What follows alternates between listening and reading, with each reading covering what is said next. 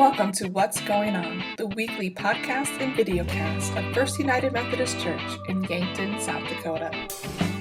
Hi, and welcome to this week's episode of What's Going On. I'm Pastor Katie here at First United Methodist Church in Yankton, South Dakota, and I'm so glad that you've joined us for this week's episode. I have a very special guest with me today.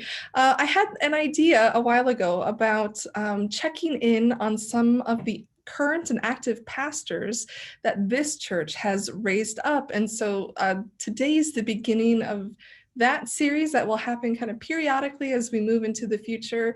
So I am so excited to welcome Sara. You know her as Stoddard, but I know her as McManus. Sara, thanks so much for being on the podcast. Yeah, no problem. It's exciting to kind of reach back to Yankton and say hi. Back home. Yeah. You know, one of the things when I knew that I was coming to Yankton, the main thing I knew about Yankton was I have a lot of colleagues that come out of the Yankton church. That was one of the main things I knew about this church. And you were one of the first that I had met. And so. Yeah, there's a whole host of us I know there have been since that time, but there was a few years there.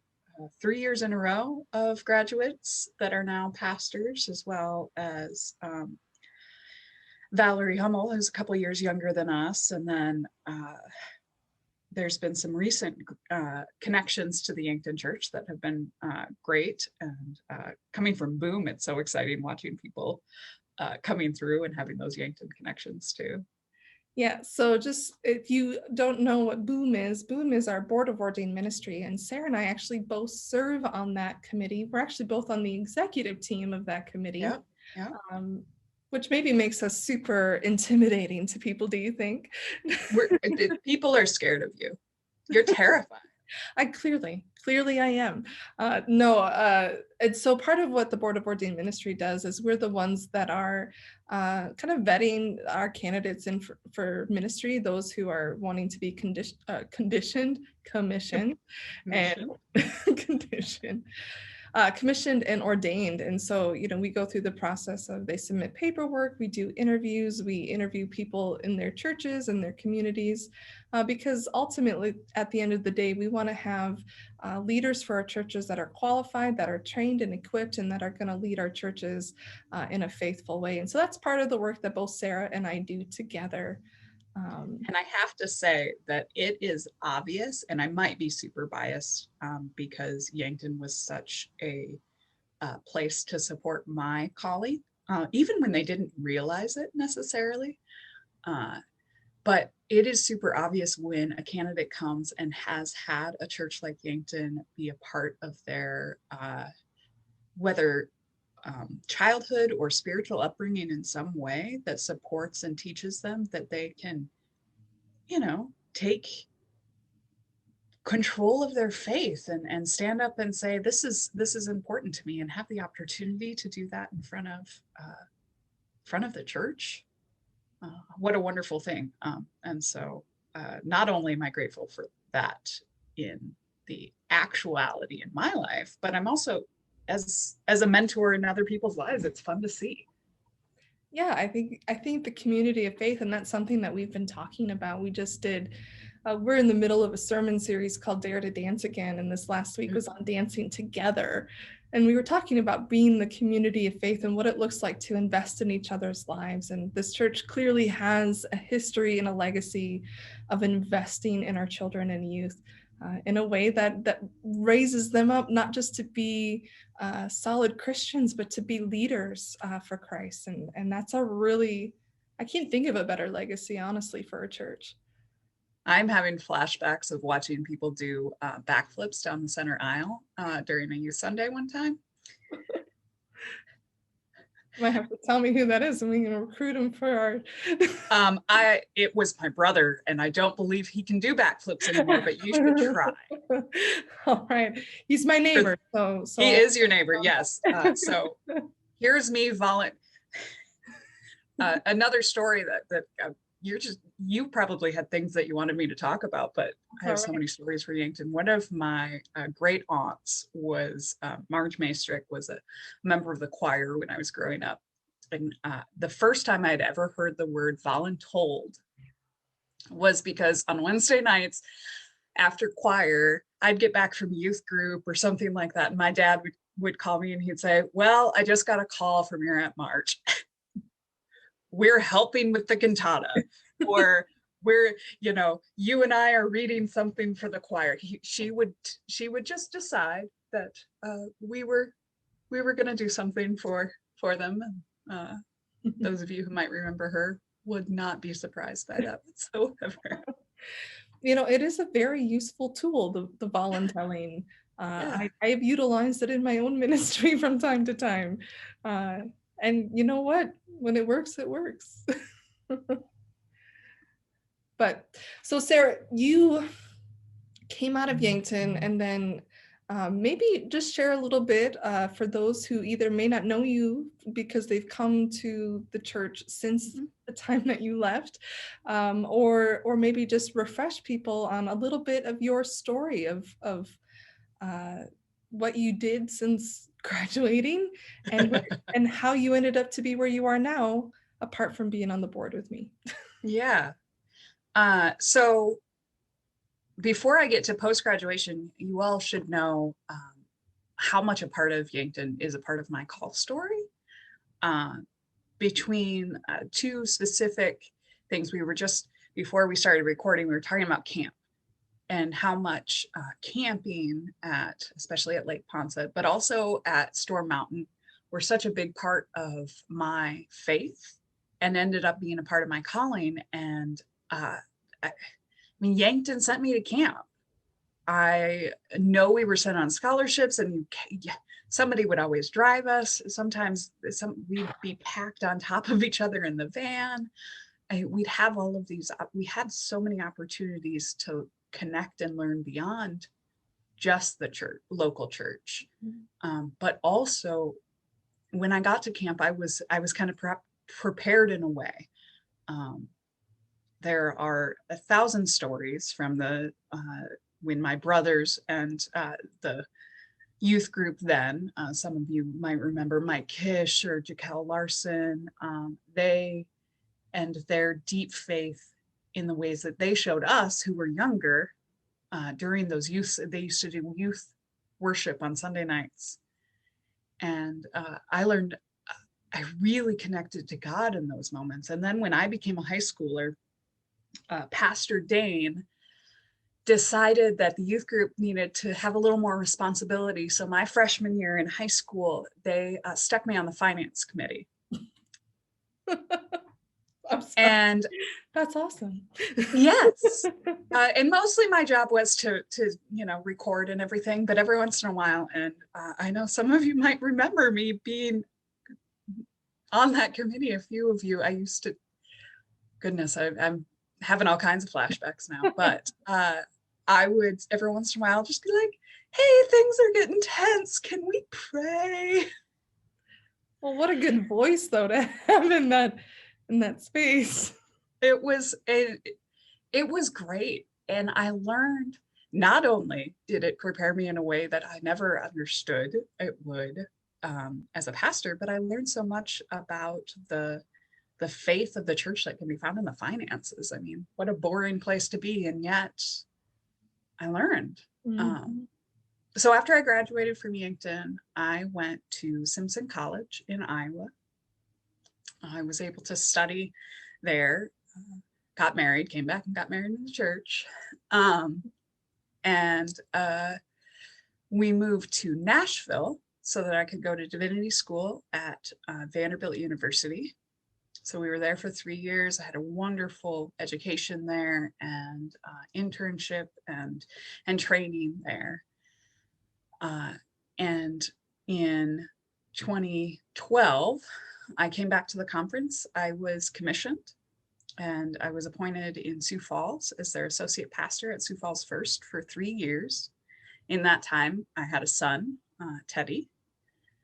And then in 2015, I was reappointed here to Flame of Faith, United Methodist Church in West Fargo. And I have been here ever since. And in that time, I had a daughter, Eleanor, we call her Lena. And we, I don't know, I don't even know how to describe how we've gotten to where we are, but it's been a beautiful journey. Um, so. Oh, it just makes me happy listening to it. And I was thinking back, so you came back to the conference in 2012, and I remember that annual conference because that was the annual conference that I went to prior to going to seminary myself. Okay. Yeah. And I remember you being commissioned then, and I didn't know you yet, but I remembered you because in 2 years later is when I was commissioned because I went to seminary multiple times. And so the second time I only needed to go 2 years. Well, and that year also, for your reference, Jennifer Kish, was commissioned with me that year as well. And then ordained with me. And then ordained with you. And I believe the year after, Justin Iverson was commissioned with me. And he was commissioned with you. Okay. So I couldn't remember what that timeline is. Yeah. And all kinds of Yankton connections. I know you do. And then this year we get to celebrate Valerie Hummel-Labounty's ordination. Yes, and her roots run deep here as well. Yeah. So that's super exciting. Yeah, it's amazing to me. And it was a little intimidating, I'm not gonna lie, to know that I was coming into this church with a bunch of family that all have pastors in it. I'm like, well, that's not. Yeah, watch out for my niece and nephew. They're trouble. Yeah. I always feel bad for, pastors who have my family in their churches when they have a pastor in the family, because, there is always a sense where you're, there's a sense where in some ways they have so much more compassion because they know from their loved ones, more of the toll that the job can take. But then it's also, you're always constantly being compared to whatever the person is doing. Yeah. My so-and-so is doing this sermon series, or I'm like, oh, that's awesome. I hope it's not better than mine. But it is a real joy, and I've loved getting to be here this year so far, and the craziest year ever. Oh, seriously. I am very grateful I did not have to move last year. And for those of you who are watching, when I learned that Katie was coming to Yankton, I couldn't have been happier. Just the idea that the place that I love was in such wonderful hands, and the people I love, because there's some of you beyond my family that I still interact with and care about and all of those things. So that's a joy as well. Oh, thank you. So I think one of the things that has been a real important part of kind of vibrant ministry for the both of us has been how to balance ministry with all of the aspects of our lives. And especially during the pandemic, I think it was even more so because, you're trying to figure things out. You're trying to do things in a new way, in a different way. You're trying to fill roles that are gaps that, and then you're also dealing with the kind of an elevated stress level that everyone has during a global pandemic. And so you were stressed out this last year? Never. No, I'm totally fine. No. For sure. Sorry. Multiple opportunities for stress this year. I would say moving, saying goodbye to a church, saying hello to a church, constant shifting of, are we in person? Are we online? Are we? Change is stressful. Yeah. It's so stressful. And you kind of look back now, and I would say, now we're not out of it by any means, but we're in a different stage of it than we have been, and we're operating with a lot more hope than we have been. But I think a big piece of it has been really trying to be attentive to times to be away, times of rest, It's so, I don't know about you, but it's so easy for me to want to overfunction. Um, I'm just someone who wants everything to go well and go right, and kind of take responsibility for everything. Yeah, that is in no way surprising to me. Um, so one of the best assets I have ever had for not over functioning is end up in the hospital a couple times, and it will teach you how to balance.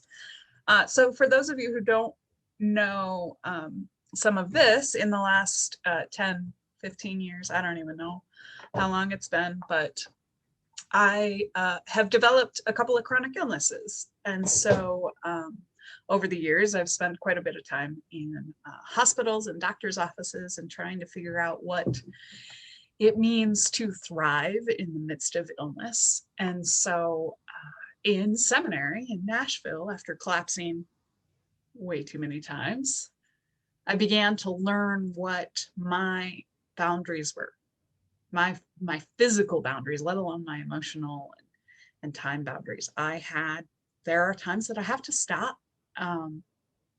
Even now, even when I'm feeling great, one of the things that we do, both to make myself comfortable and to make my congregation comfortable, piece of advice: don't collapse in the pulpit. People get real uncomfortable. Noted. Yeah. Yeah. Yeah. So I keep a stool behind me at all times, and sometimes I have to sit down because I can't physically do both. I get a little excited when I'm preaching. Somebody recently compared it to I kind of dance around in the pulpit, which takes a lot of energy. And sometimes sitting is the best way to keep going. I was just thinking that would be really appropriate for my series because we're all I know. dancing. But so I was forced to learn balance in really, because of really unhealthy ways. And that changed my perspective in a lot of ways. And it meant that when I came into my first full-time appointment, I was an intern in seminary, and I was doing full-time schoolwork and all of those things. And but when I started in Sioux Falls, I knew that there needed to be balance. There needed to be time off. I needed to sleep sometimes in the day if I had too many meetings at night. I needed to make sure I was eating what would help me. And so all of those things really, it's not an option for me to ignore. Mm-hmm. Which, as much as I hate my illnesses, I don't know, I have an excuse that is easier to say, I need to take a nap in the middle of Wednesdays to be able to get through youth group after worship tonight. So I took a nap at noon today so that I could get ready for a full night of worship and youth group tonight. It's funny, I'm wearing a shirt that says Recharge. It's one of our DAC youth shirts from a couple weeks ago because we're celebrating camp worship tonight. But this last year, oh gosh, it just felt like everything kept coming. I remember one of my first, after Easter last year, we pushed pretty hard through Lent. And I know that I did not have a day that I did not work between, what was it, March 16th, that Monday that we shut down, and Easter, which was about a month later. Right. And that was very unhealthy. And thankfully, I have an incredible congregation who really pushes me to make sure I am taking time to myself. And so as we went into the summer, especially, I made sure that I was taking, I was getting away from computers. I was getting away, out of cell phone range even. also coming from Yankton, I grew up with a love of the lake, turns out. And so not quite as majestic of a lake as Lewis and Clark or even Lake Yankton, but there's a little lake about an hour from here that my family and I go camping at. And we started kayaking, and we started connecting and figuring out how to stop, even when it feels like all you can do, you can never do enough, I guess. And so if you can't ever do enough, why keep trying? Why keep pushing yourself to illness even? Yeah. Well, and I was thinking, I was having a conversation with some of our young parents as we were talking about trying to schedule VBS and things like that, and realizing that, as things open up more, the temptation is to go do all the things, because I haven't gotten to do anything for so long that I have to do everything now. Yeah. And really,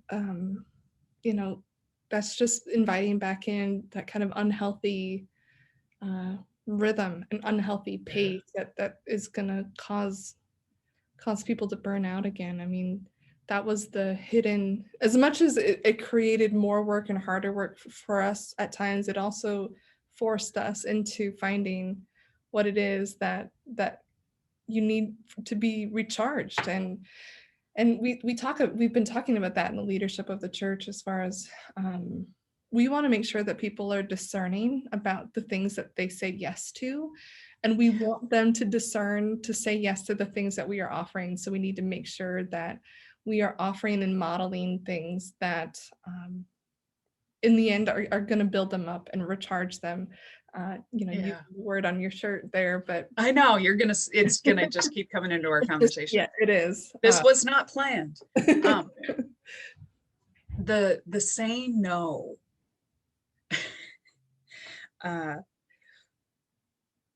One of the things that I've learned as balance is a part of my life is that I used to think that I didn't have to. I go back and forth on this when asking leaders or people to participate in things. I always assumed people would just, their first response would be no. They would put everything else first. And then I realized that people were saying yes to me because they didn't want to say yes to, or no to the pastor. But then they wouldn't be able to follow through because they didn't have time and it wasn't something they were passionate about. And so what ended up happening is I had leaders that didn't want to do the work, and so they didn't. And I had to learn one of the most basic things I needed to learn and to teach was how to say no. And that meant I needed to give permission for people to say no to me first, and sometimes only me. And that was hard, selfishly hard. But what has happened is in time, I've been able to find people who have taken the time to decide and really, really kind of leaned into those yeses. Right. So instead of an automatic yes that should have been a no, it's a slow yes after a lot of no's. And it is so much better. And that. But you named it. There's anxiety there of like, if I give permission for people to say no, they're always going to say no to me. Am I going to have anybody that's going to say yes? That's a real tough one. Because I used to joke that I want on nominations the people that people can't say no to.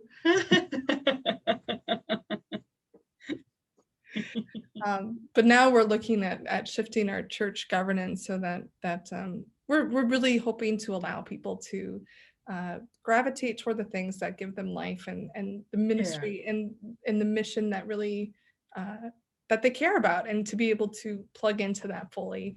And so I am looking forward to that being done, because so instead of being voluntold, right? So don't be like my Aunt Marge. Live into it. Right. What's funny about that is, we mentioned we were both on the board of ministry. If you all don't know, the conference works like a lot like our churches. We have a nominations board, and the various ministries get calls from different lay people or clergy around the conference, except the board of ordained ministry, in which you get either a letter or a phone call from the bishop that says, I would like you to do this. I'm grateful this many years on the other side that the bishop did that, because I love the ministry of the board of ordained ministry. But that was definitely a voluntold moment. I was hoping that I would get on the board. Actually, that was where I felt most. Because you're a theology nerd. Because I'm a theology nerd, and that's where if you all don't know. she's a theology nerd. Yeah. In all the best ways. Hopefully.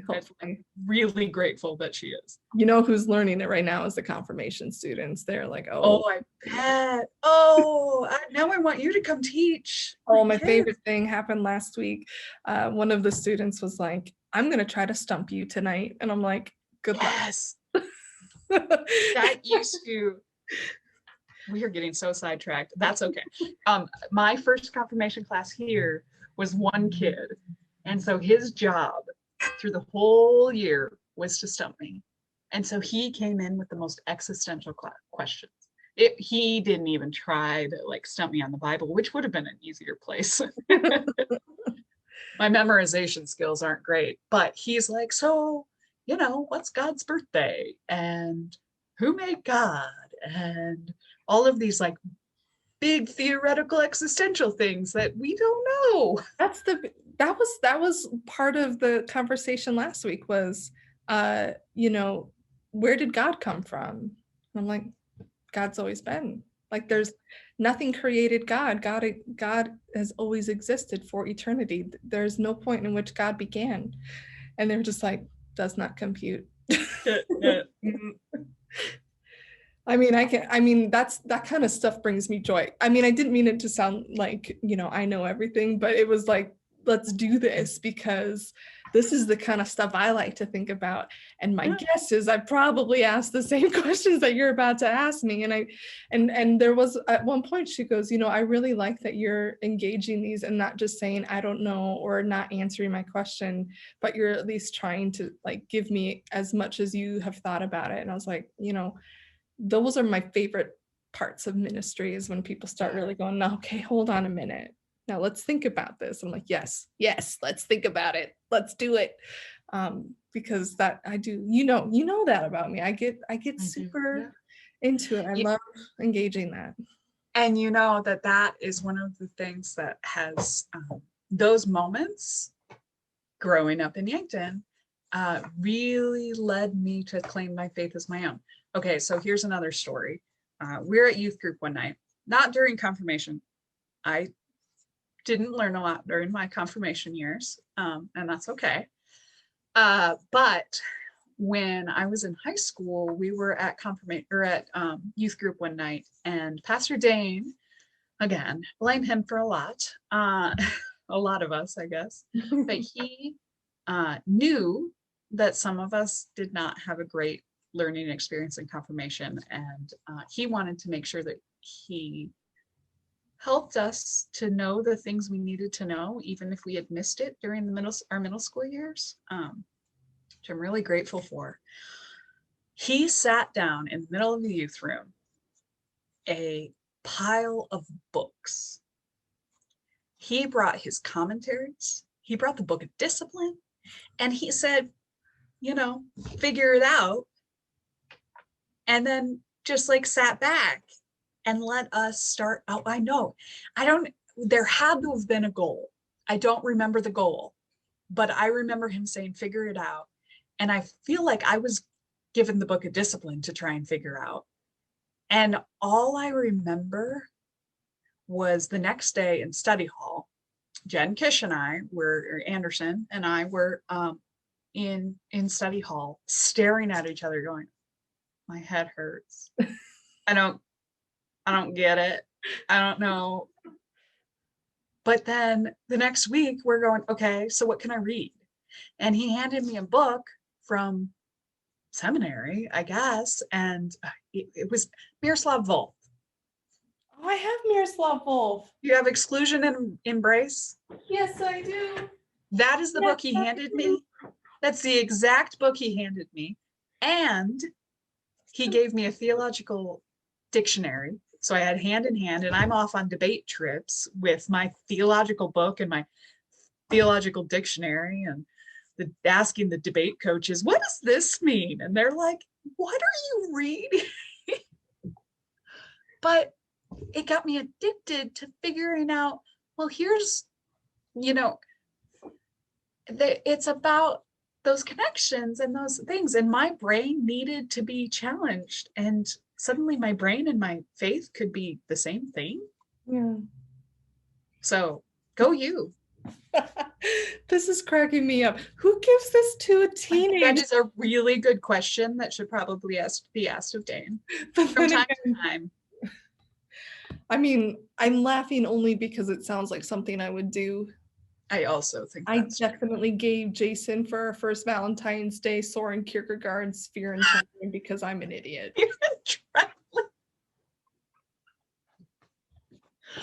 Oh, that is. Yeah, that's romantic right there. That is super romantic. Yeah, I can see why he married you. Yeah, he had to lock that down. Mm-hmm.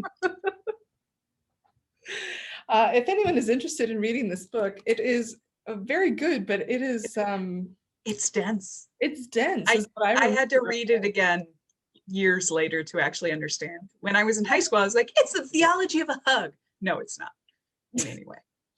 I didn't understand a thing, but I knew I wanted to learn more. Well, that's awesome. That's so cool. Dang, he's such a good guy. He is. Maybe we need to have him on here sometime. That's not a bad idea. Yeah. I have Dane stories from camp of when I worked out there, so maybe I'll send them. But oh my gosh, now I'm just totally nerding out about that. That's so funny and so great. I don't even remember what we were talking about now. Youth confirmation. I don't know, being nerdy. Oh, I was calling you a nerd. Yeah. I feel like there's something. Board of Ordained Minister, voluntold. We've covered the arc, I think. We have. Yeah. Oh man, it's been so fun to have conversations with you over this last year.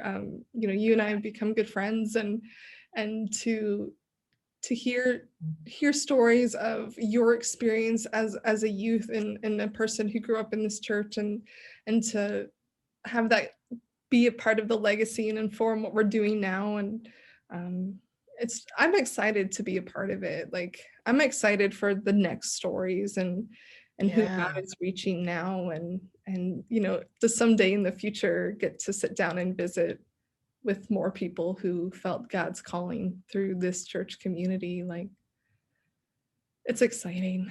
It is exciting, and what a wonderful legacy. And also, how cool is it that in kind of that full circle way that here you are, not a product of this church, but in a similar vein, talking to kids in the same way as launched my brain into eventually going into ministry.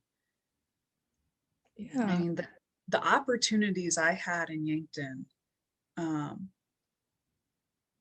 really remarkable. I went on mission trips. This church supported me in so many ways. Here's you want another ridiculous story? Obviously. So when I was a junior in high school, we went on a mission trip as a youth group to Chicago, which was a wonderful experience. But the day after we got back from Chicago, I went on a mission trip to Lithuania on a conference mission trip. And the Sunday in between, so we got back on like a Saturday, and then we all had to come to church. Do the kids still come to church on prom, after prom? In their formal wear? We used to come to Sunday worship in our formal wear. Well, if Yep, they don't, they should. they should. Okay, so back to this was been in like the middle of the summer. It's between mission trips, and I can't remember who it was, but one of the ladies, the older ladies in the church, came up to me, shook my hand, palmed me a 20, and said, "Don't get shot."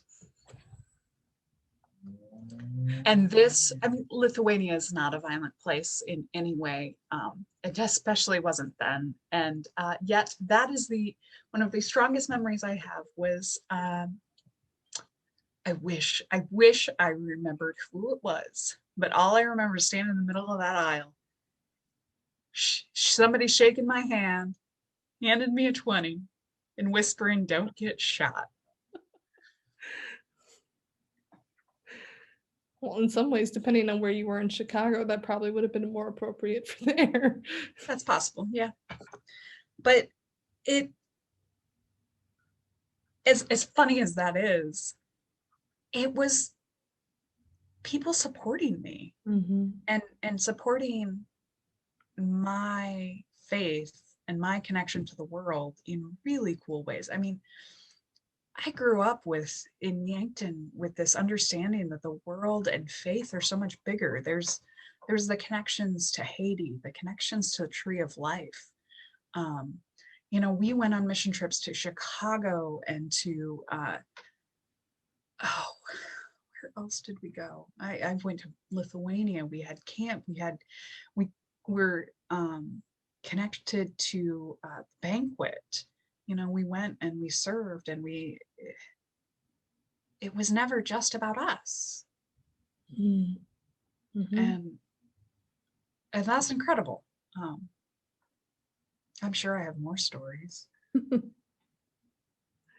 Speaking of Camp Sunday, did you find the mountains? Oh, you know what? I forgot to even look. But then I again, I can't. don't know a lot of the nooks and crannies in this church yet. Not less than a month ago, I discovered that there was a closet in the youth room that's gigantic. I just Yeah, don't know yeah, things very well yet. that's funny. So if my memory serves, the mountains were in an attic that I believe I don't remember how you get to it. I remember climbing up into an attic over the coffee area. Like the lounge area outside of the Yeah, sanctuary. Yeah. Yeah, I think that there's makes the an most attic sense. entrance there. And there were giant, like full sanctuary size mountains that we decorated the sanctuary with, set up a tent. We had a lock in the night before Camp Sunday, and we had half the youth group hiding. There's so many hiding in the tent, and we had an alarm go off. So this would have been like for the 8 o'clock service, and we had an alarm go off at like 8:05 while we were in the tent, and then we like ripped open the tent and ran out and disrupted the service in the middle of it. I mean, Pastor Dane and Dean knew about it at the time, but I'm sure as a youth, we used to all sit in the front row so we could mess with the pastor. My husband sat in the front row in church this Sunday. We had children's church for the first time. And so our boys went down to children's church, and it was the first time in 3.5 years that he could sit and listen to a sermon. But he was in the front row, and I'm like, I am so not used to his like eyes on me the whole time. It was great, but it was a little unnerving for me. I just wasn't used to it. Well, you've trained him well with your Kierkegaard. Yeah, well, he puts up with a lot. That's true. No, I was just laughing because I'm like, what camp of ours in the Dakotas has mountains? Well, and here's the thing. So this would have been probably, 18 to 20 years ago. We found them. So who in Yankton, you're going to have to ask people a lot older than me, who made them and what were they for? Because they were like a secret, or like nobody knew about them when we did it. Wow. At Okay, least nobody so that I this remember. is the question. If you have made it in the podcast this far, I want you to Yes. comment. If you are watching this on YouTube, comment below if you know about these mountains, if you know where they came from, or if you know who would know. Comment below, put it on our Facebook. If you're listening to this podcast, go ahead and call or text the church. Let us know. Find the hashtag find the mountains. Hashtag find the mountains. I love it. That's the little Easter egg. If someone can tell me Yes. where the mountains come from, I will treat you to whatever you want at Scooters. At Scooters. Ooh. I just really like Scooters coffee. So that's gonna be the first person who can tell me the mystery of the mountains. We're gonna There get you some go. coffee together and have a nice time. So I think that's probably a good place. That Let's is a end good it on place to that. end. Because that's the reward for making it through the podcast is this offer. But Sarah, this has been so much fun. And if you like this format of me visiting with pastors who were former youth of the church or who have been, another one that someone mentioned today too is Rebecca Treves, because she graduated from Yankton. He was a Who is- teenager. who has been on the podcast, but I'd love to have her come back to talk about things in this format as well. I think that would be really fun. But if you have suggestions for who you'd like to see next, let me know. And again, what about those mountains? We really want to know. Sarah, just Oh, thank I'm excited to find out. I know. 20-year mystery. Yeah. So just many blessings on your ministry up in West Fargo and for the work that you do in the conference and just for answering God's call. We are so grateful that we got to be a part of that story, and we're so grateful for the work that you're doing. Just thank you so much. Thank you, Katie. And thank you to the church beyond. Thank you. Thank you for joining us on this episode of What's Going On, a video and audio podcast of First United Methodist Church in Yankton, South Dakota. We'd love to have you join us for worship on Sundays, and we have two options available. 9 a.m. is our contemporary service, and 10:30 a.m. is our traditional service. You can find those online as well at our website, www.firstumcyankton.org, or on YouTube.